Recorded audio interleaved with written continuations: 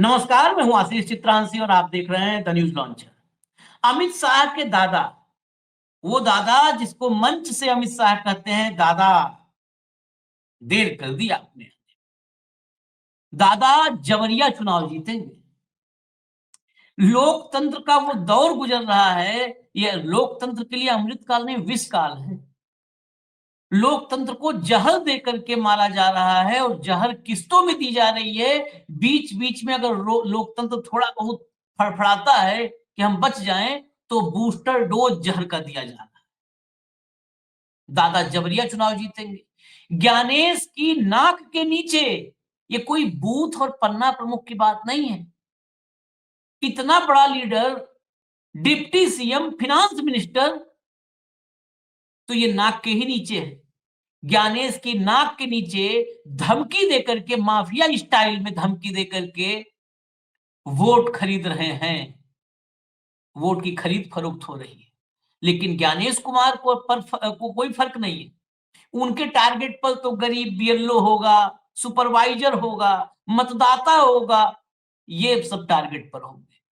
लाइए जरा भाऊ को लाइए खबर, ये सबसे जरूरी है। आज की रविवार की सबसे जरूरी खबर है। स्वागत है भाऊ। सबसे जरूरी खबर रविवार की यही है। खबर दिखाइए, हेडलाइन लाइए, फटाफट सीधा शुरू करिए खबर। अजीत पवार की धमकी, वोट कट तो फंड कट भी। विपक्ष चुनाव आयोग नींद में। विपक्ष ने कहा है कि चुनाव आयोग नींद में है, तो चुनाव आयोग तो नींद में नहीं है। चुनाव आयोग नींद में होने का ड्रामा कर रहा है। मालेगांव में अजीत पवार का बयान, राष्ट्रवादी कांग्रेस पार्टी को वोट दो तभी मिलेगा विकास धन। ये दोनों क्लियर नहीं हुआ होगा, हिंदी में तो अंग्रेजी में क्लियर होगा। जरा लाइए अंग्रेजी में, ये पीटीआई का ट्वीट देखिए आप। यू हैव वोट्स, आपके पास वोट है। आई हैव फंड्स, मेरे पास फंड है। If you reject I will also reject. आपके पास वोट है, मेरे पास फंड है। अगर आपने रिजेक्ट किया, मतलब हरवा दिया, तो मैं फंड नहीं दूंगा। मेरे 18 कैंडिडेट हैं, सबको जिता दो, एक भी हारना नहीं चाहिए। मालेगांव में भाषण में मंच से अमित शाह के दादा अजीत पवार ने ये बोला है। सुनवा दीजिए, सुनवा दीजिए, अजीत पवार को सुनवा दीजिए। मी तुम्हाला सांगितलेलं सगळं द्यायला तयार आहे, पण तुम्ही तिथं काट मारली का मी पण काट मारणार। तुमच्या हातात मत द्यायचंय, माझ्या हातात निधी द्यायचंय, मग बघा काय। त्यामुळं जो सर्वसामान्य माणूस आहे, बारामतीकरातला काही पुढारी इकडे तिकडे असतील, पण सर्वसामान्य बारामतीकर माझ्या बरोबर आहे। त्याच्यामुळे काही तिथं काळजी करायचं कारण नहीं। हिंदी इसका पूरा अनुवाद है। केंद्र और राज्य सरकार के पास कई योजनाएं हैं। प्रधानमंत्री, मुख्यमंत्री और दोनों उप मुख्यमंत्री मिलकर इन योजनाओं को लागू कर रहे हैं। अगर हम सब मिलकर काम करें तो मालेगांव का विकास हो सकता है। मैं वित्त मंत्री हूं। अगर आप एनसीपी के सभी 18 उम्मीदवारों को जिताएंगे तो मैं फंड की कोई कमी नहीं होने दूंगा। जितनी घोषणाएं मैंने की हैं सब पूरी करूंगा। लेकिन, अब लेकिन सुनिए, लेकिन अगर आप मेरे उम्मीदवारों को काटोगे तो मैं भी फंड्स काट दूंगा। आपके पास वोट की ताकत है, मेरे पास फंड छोड़ने की ताकत है। आप तय करो आपको क्या करना है। ये नेता की भाषा है, माफिया की भाषा है। भाऊ के पास चलेंगे, लेकिन कुछ पॉलिटिकल रिएक्शंस हैं। इसको भी डिफेंड करने वाले भाजपाई हैं। इसको डिफेंड करने वाले भाजपाई किसी दूसरी पार्टी में बैठे हुए हैं। उन सबको सुनवा देते हैं जरा। दो, एक तो ये भोयर जी हैं, इनको सुनवाइए। सब कौन बोलने वाले हैं और क्या बोल रहे हैं, इन सबके बारे में भी भाव, सबकी कुंडली सबके उनके पास आएंगे। सुनवाइए। चीज को राजनीति में किस एंगल से आप पकड़ते हो उस पर डिपेंड है। साहजिक है कि केंद्र में भी भारतीय जनता पार्टी प्रणीत महायुति की सरकार है, यहाँ पे महाराष्ट्र में भी महायुति की सरकार है। और अगर विकास चाहिए, डेवलपमेंट चाहिए, तो अगर जिनकी सरकार केंद्र में है, राज्य में, उसकी सरकार अगर स्थानिक स्वराज्य संस्था में आती है तो नेचुरली उसका फायदा वहां की जनता को होता है। इसलिए उन्होंने आह्वान किया कि भाई हमारी सरकार केंद्र में है, राज्य में, और अगर अपने को अगर स्थानिक विकास करना है तो नगर पालिका में भी हमको मत दीजिए। उसी तरीके से कल हर्षवर्धन सपकाळ, जिन्होंने महाराष्ट्र के मुख्यमंत्री के ऊपर एक बयान दिया है, इस बयान क्या लगता है आपको? हर्षवर्धन सबकाल भूल गए कि उनकी ऊंचाई राजनीति में कितनी है। वो खुद की पार्टी को वहां संभाल नहीं पा रहे। कोई पार्टी का एक नेता या कार्यकर्ता या पदाधिकारी उनके साथ में नहीं है। फिर ऐसे वक्त लाइमलाइट में आने के लिए फ्रस्ट्रेशन में उन्होंने जो गलत बातें इस राज्य के गौरवशाली मुख्यमंत्री सम्माननीय देवेंद्र जी के बारे में गौरवशाली की, इतिहास को इसके हर्षवर्धन वजह से सरकार ने कलंकित कर दिया। ये लोग पूरे राज्य का गौरव बढ़ा रहे हैं। अजित पवार, अभी अजित पवार के बेटे ने भी गौरव बढ़ाया था, उसमें तहसीलदार कसूरवार निकला, बेटा बिल्कुल साफ था। ये अजित पवार ने ऐसे थोड़ा कहा है कि मेरे पास ताकत है। ये ताकत देखिए ना, ताकत बेटा ये पूरे महाराष्ट्र ये खरीद लेगा। ये जो भोयर है ये मिसलीड कर रहा है। हम्म पूरे वो जो संभाषण हमने जो मराठी में सुनाया हम्म उसमें उसने केंद्र और राज्य की योजनाओं का जिक्र नहीं किया। हम्म हम्म उसमें जो बोला है, जो हमने बाइट सुनाई है मराठी में हम्म प्रिसाइजली, उसने कहा कि आपकी जो भी सारी मांगे हैं मैं सब पूरी कर दूंगा। हाँ हाँ आपकी सारी मांगे मैं पूरी कर दूंगा, लेकिन यदि मेरे उम्मीदवार को आपने हराया, हम्म मेरे उम्मीदवार पे आपने काट मार दिया, हम्म तो मैं निधि पे काट मार दूंगा। निधि मतलब फंड फंड पे में। काट मार दूंगा। तुम्हारे पास मत का अधिकार है, तो मेरे पास निधि देने का अधिकार है, फंड देने का अधिकार है। आपने आशीष जी थोड़ा माइल्डली बोला स्टार्टिंग में कि ये मत खरीद रहे क्या। हम्म ये मत खरीदी हम्म नहीं है, ये गन पॉइंट पे फिरौती वसूलने की बात है। ये फिरौती वसूल रहे हैं कि फंड की गन आपके सर पे रख के मैं आपसे जिंदा रहने के लिए फिरौती मांग रहा हूं। कल हमारे मुख्यमंत्री आएंगे, इसी तर्ज पे बोलेंगे कि मालेगांव को यदि सुख की चैन रहना है तो फिर हमारे सारे मतदाता, हमारे सारे उम्मीदवार को जिताना होगा। क्योंकि आपके पास मत है तो मेरे पास गृह मंत्रालय है। यदि आपने मुझे हरवा दिया तो मेरी पुलिस गुंडों को फ्री हैंड दे देगी, फिर जी लेना अपनी जिंदगी। फिर ट्रांसपोर्ट मिनिस्टर आएगा,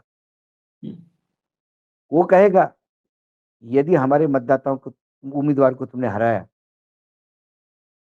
तो फिर पैर सब पैर पैदल चलना, बसें नहीं होगी यहाँ पे। हम्म फिर आएगा एग्रीकल्चर मिनिस्टर, बोले बेच लेना अपना माल एमएसपी पे और ले लेना फिर खाद सरकार से, बीमा योजना सब ले लेना, 6,000 रुपए का पेंशन ले लेना सरकार से। एक भी उम्मीदवार हारा तो सब बंद करवा दूंगा। ये फिरौती है, ये एक्सटॉर्शन है, ये दाऊद इब्राहिम है राजनीति के। ये माफिया है, ये टेररिस्ट है राजनीति के। और महाराष्ट्र का दुर्भाग्य है, ऐसे ही अरोगंट आदमी को बार बार सर चढ़ाया जाता है। ये वही इंसान है, जब किसान कह रहे थे कि खेत में पानी नहीं है दादा कुछ करिए, तो बोले पेशाब करूं क्या। ये वही इंसान है।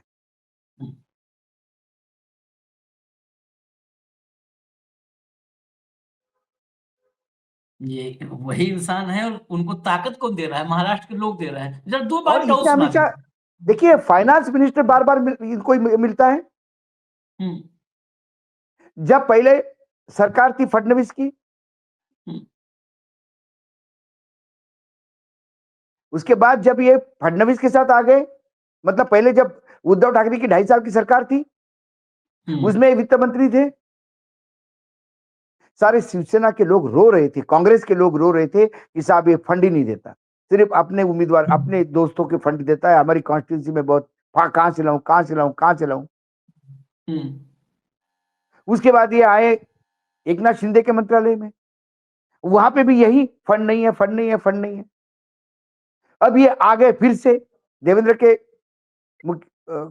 सरकार में, क्योंकि जनता की सरकार नहीं होती। मलिक साहब ने सही कहा, अब जनता की सरकार नहीं है, अब इन लोगों की सरकारें हैं, क्योंकि ये तानाशाह और ये सामंत हो गए।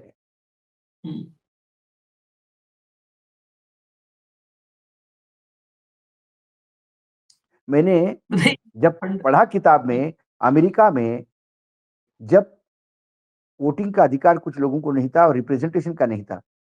तो आशीष जी, आपने भी पढ़ा होगा, एक बोस्टन टी पार्टी करके बहुत फेमस हाँ हाँ एक वाकया है कि समुद्र अमेरिका में के इतिहास सबसे बड़ी घटना है। घटना थी। उन्होंने चाय की सारी बोरियां, जो चाय का जितना भी चाय था, शिप में से समुद्र में डाल दिया, समुद्र में डाल दिया सर। क्योंकि नो टैक्सेशन विदाउट रिप्रेजेंटेशन। वो बोले हम टैक्स नहीं देंगे चाय पे भी जब तक हमको पार्लियामेंट में रिप्रेजेंटेशन नहीं मिलता। यहां उल्टा है, नो फंडिंग विदाउट वोटिंग। ये नई पार्टी है, अजीत दादा की शाम की पार्टी है। No funding without voting. और नहीं, आप उसको कहते हैं आशीष जी कि चुनाव आयोग क्या कर रहा है? अरे जो निर्लज्ज चुनाव आयोग चलते चुनाव में पैसे बांटने दे रहा है और उसको जस्टिफाई कर रहा है, चुनाव आयोग इस पे जस्टिफिकेशन क्या देगा मैं पहले बता देता हूं आपको। अब चुनाव आयोग के तो रग रग से हम पहचान चुके उसको। चुनाव आयोग कहेगा आदरणीय अजित पवार जी ने, वो वित्त मंत्री है, इस बात को रेखांकित किया और कुछ नहीं कहा। और वित्त मंत्री नहीं कहेगा तो क्या कहेगा? वित्त मंत्री ये नहीं कहेगा कि मैं फंड रिलीज करता हूं तो क्या कहेगा? उन्हें कुछ गलत थोड़ी कहा। मालेगांव की जनता ने ना सबक सिखाना चाहिए इन लोगों को। जहां नहीं देते वोट, देखता है फंड कहां रहता है। ये फंड अजीत पवार कोई अपनी प्रॉपर्टी बेच के नहीं आते। अरे जिनके बेटे लूटते हैं सरकार को, 500 रुपए में रजिस्ट्री करवाते हैं करोड़ों रुपए की जमीन की। ये किसानों के पसीने की, खून पसीने की कमाई है। ये एक एक इंसान महाराष्ट्र का, एक एक मतदाता महाराष्ट्र का जो टैक्स देता है, उस टैक्स के पैसे से ये निधि बांटता है, कोई अपने घर से नहीं। इन्होंने कभी सरकार को दिया नहीं, इन्होंने तो सरकार से लूटा है। और 500 रुपए का रजिस्ट्री फी ये पकड़ा गया है। इसमें आपने जिक्र किया कि 18,000 करोड़ की जमीन मात्र 300 करोड़ में दिखा के, उसके भी ऊपर 21 करोड़ रुपए का जो स्टैंप ड्यूटी थी, उसमें भी 500 रुपए स्टैंप ड्यूटी लगा दी। ये वही कर सकते हैं। ये क्या देंगे नेता राज्य को? ये तो कर्जदार है महाराष्ट्र की जनता के, जो खून पसीने से इनको पाल रहे हैं। ये नासुर पाल रहे हैं महाराष्ट्र की जो जनता। एक हमारे मोहल साहब अपने दोस्त और सब मिलके सब गैंगअप होके 3,000 करोड़ की जमीन 230 करोड़ में उठा ली। वहां भी चोरी, वहां भी डकैती। इस सफेद कपड़ों के अंदर काले कृत्य करने वाले डकैत है, ये मैं कहूं तो आश्चर्य नहीं होगा। नहीं, लेकिन एक बात है कि पूरे देश में कहीं पर भी ये भेदभाव नहीं कर रहे। महाराष्ट्र से लेकर के बंगाल, कहा जहां जहां सरकार है, बिहार, असम, यूपी, सब जगह समान रूप से ऐसे ही लूट खसोट मचाए हुए हैं। जरा साइना एनसी को सुनिएगा, दो और रिएक्शन, तब थोड़ा और पता चलेगा। साइना एनसी मूलतः भाजपाई है, लेकिन दूसरे अपने साथी के टिकट पर विधानसभा में। चलिए सुनवाइए। On individual comments, but I will say that the Mahayuti is amply clear that we will only reach out to the voter for development, and the votes that we have got, be it the Lok Sabha, the Vidhan Sabha or the Sthanik Swaraj, is based on the good work that has been done. There will never ever be a shortage of funds, irrespective of which the area is, whether it's Malegaon or any other part of Maharashtra, because the people of Maharashtra have only welcomed development and have rejected any kind of other comment. बताइए कितना अच्छा क्या बताइए? मतलब अतुल अतुल ये मैं अतुल अतुल लोंढे पाटिल, सुनाइए। कम से कम विपक्ष से भी तो सुनवाना जरूरी है, सुनाइए। ये फंड मामा के घर से लाए है क्या वो? और ये सीधी सीधी धमकी है और रिश्वत भी है कि आप मुझे वोट नहीं दोगे, मैं प्रदेश का वित्त मंत्री हूं, फाइनेंस मिनिस्टर हूं, अगर वोट नहीं दोगे तो मैं इस विधानसभा को या इस जिले को डीपीडीसी का फंड नहीं दूंगा, बजट में से कोई प्रोविजन नहीं करूंगा। इस तरह की ये धमकी है।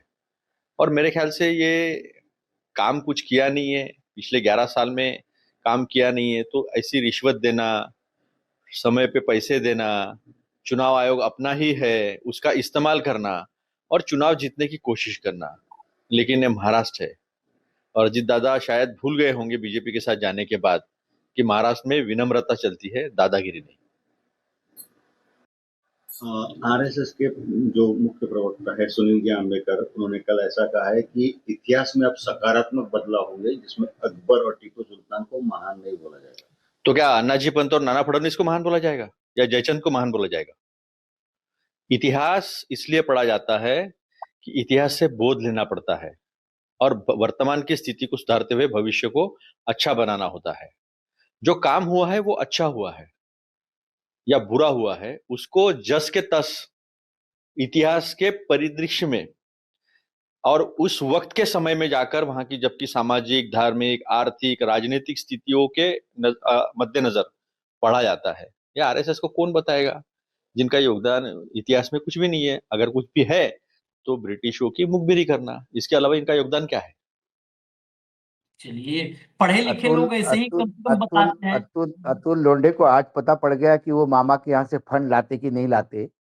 इन्हीं की अतुल लोंढे की पार्टी ने जीवन भर अजित पवार को ढोया है।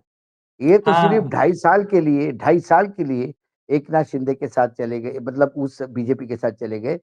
टोटल बीजेपी के साथ अजित दादा का टेन्योर लाइफ का मुझे लगता है 2.5 साल हो और 1 साल, 3.5 साल है। लेकिन उसके पहले के 30 साल इन्हीं लोगों के साथ थे और इन्हीं को ढो रहे थे। जब वो पेशाब करूं क्या पानी नहीं है तो ये बोलने पे भी तब सब चुप रहते। दूसरी बात, शाइना एनसी की बहुत बढ़िया बात है। उन्होंने कहा कि लोकसभा विधानसभा चुनाव में, मुझे अंग्रेजी में बोल रही थी वो, कि लोकसभा विधानसभा चुनाव में लोगों ने विकास के लिए वोट दिया। लोकसभा में सुपड़ा साफ हो गया बीजेपी का, लोकसभा में एनडीए का सुपड़ा साफ हो गया महाराष्ट्र में। इसलिए लोगों ने तब विनाश को रिजेक्ट किया था, विकास के नाम पे जो विनाश हो रहा था। लेकिन फिर विधानसभा में क्या हुआ, वोट चोरी कैसी हुई, ये रोज खबरें दे रहे हैं हम, वोट चोरी से लोग सत्ता में आए।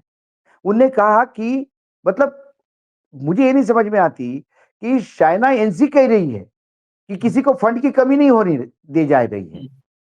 चाइना एनसी आप किस हैसियत से कह रही है? जबकि वित्त मंत्री कहता है कि उम्मीदवार जिताओगे नहीं तो फंड नहीं दूंगा। अब हम उसकी बात माने या आपकी बात माने?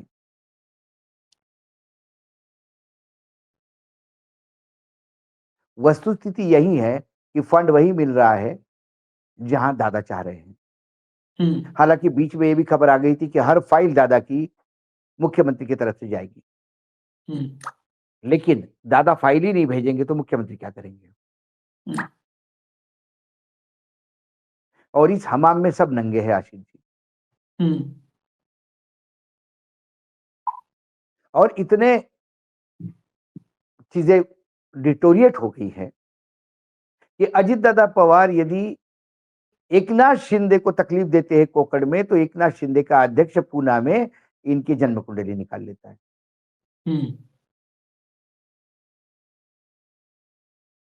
देख तो लीजिए। मोदी जी के मार्गदर्शन में सब अच्छा है तो चल रहा है।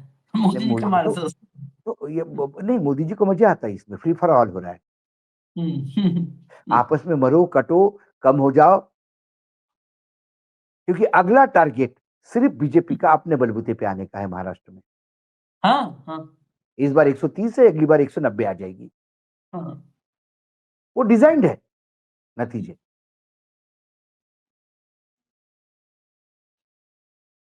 लेकिन ये मतलब फाइनल एक बस 30 सेकंड में इतनी ऐसी धमकी के बाद भी क्या इनको, ऐसे लोगों को तो चुनाव प्रचार में बैन कर देना चाहिए। नहीं, कौन 18 करेगा के आशीष 18 जी? आशीष जी कौन करेगा? नहीं, कौन कोर्ट करेगा सो बैन? कुछ भी तो होगा। महाराष्ट्र तो वो प्रदेश है जहां से अभी आप देखिए वो बड़े चंद्रचूड़ गवई, मुझे लगता है कि देश को इतने सीजीआई तो कोई नहीं दिया होगा। आप पिछले भी गिन लीजिए, 5 साल में गिन लीजिए, देखिए आप 5 साल में सौभाग्य महाराष्ट्र का। लेकिन महाराष्ट्र के लोगों का दुर्भाग्य भी है कि ऐसे पॉलिटिशियन और ऐसे जज वहां से आए हैं। मैं वही कह रहा था कि ये महाराष्ट्र का सौभाग्य है कि 3 चीफ जस्टिस दिए, लेकिन ये जुडिशरी का दुर्भाग्य है कि ऐसे चीफ जस्टिस बने।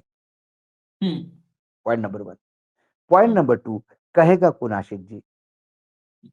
ज्ञानेश कुमार से अपेक्षा रखते हैं? ज्ञानेश कुमार को तो ये सूट हुआ है। जो आदमी चुनाव के बीच चलते चुनाव में पैसा बांटने को जस्टिफाई करता हो, वो अजित पवार पे आरोप लगाएगा क्या? उसका बैरोमीटर देखिए ना आप, उसकी तासीर देखिए।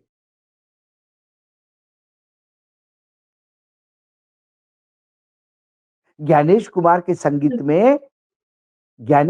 संगीत में विपक्ष वर्जित स्वर है। और सारे बेसुरे उनकी संगीत की धरोहर है, जो इस संविधान और इस लोकतंत्र को दीमक जैसा चाट रहे हैं, उसको ये पोषित कर रहे हैं।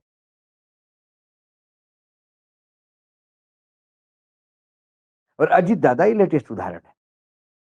और मैंने बाकी मंत्री क्या क्या बोल सकते हैं ये भी मैंने बताया। सभी मंत्री ऐसे कहेंगे। ये कुल मिलाकर के अजीत पवार तो जो कर रहे हैं ये ज्ञानेश कुमार के मुंह पर एक और कालिक है। हालांकि मुंह में जगह नहीं है कि कालिक कहां लगाया जाए, लेकिन एक और ये कालिक है।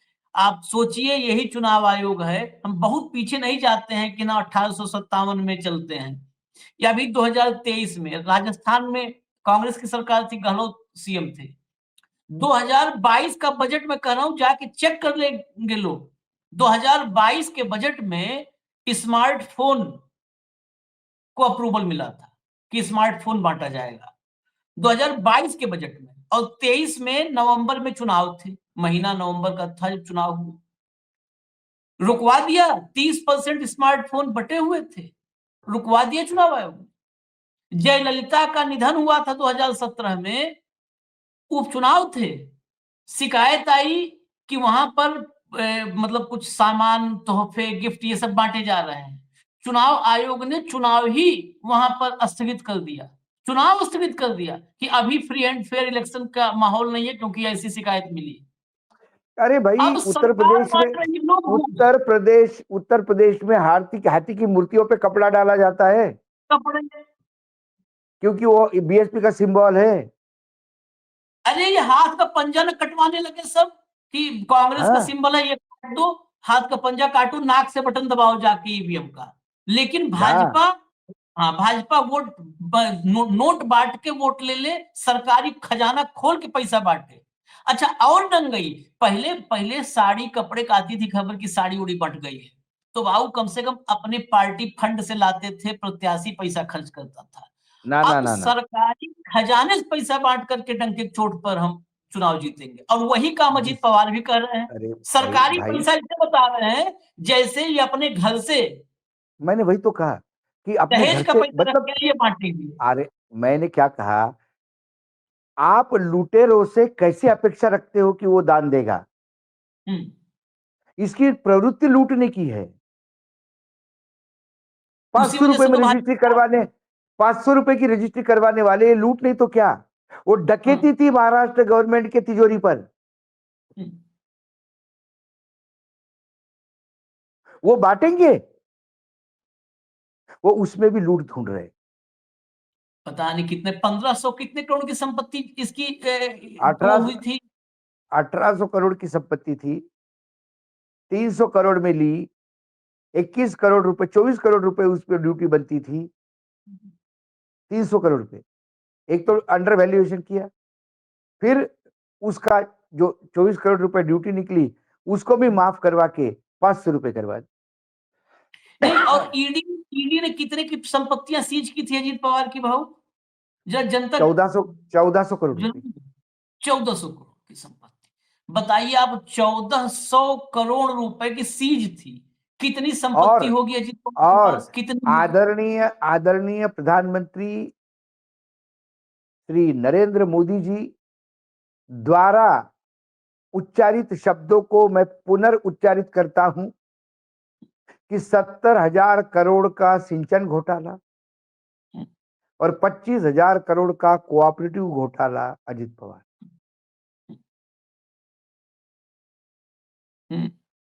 नेशनल करप्ट और जो 70,000 और 25,000 करोड़ का घोटाला करेंगे वो आपको लगता है देंगे?